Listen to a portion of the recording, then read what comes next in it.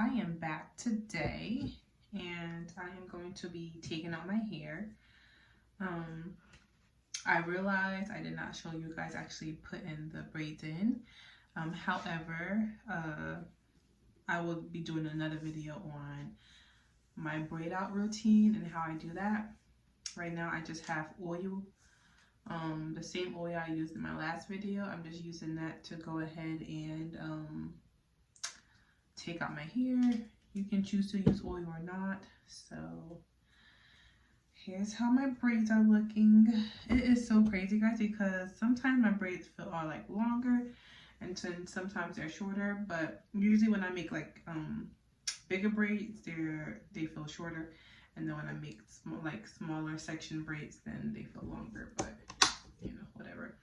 I'm just gonna put oil on my hands, not a lot, because I did put oil on my hands when I and moisturizer in my hands when I did put the braids in. But yeah, so just watch me take out my braids.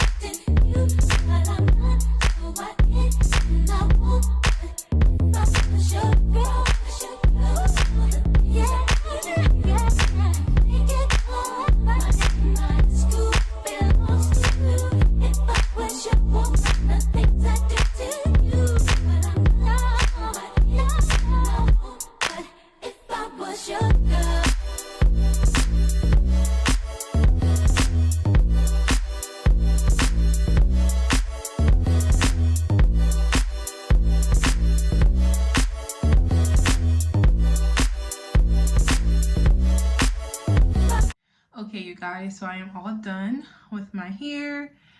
Here's a closer look. I went ahead and put some oil on my edges. So that is oil around my edges. I went ahead and put some oil in my hair and on my ends all around.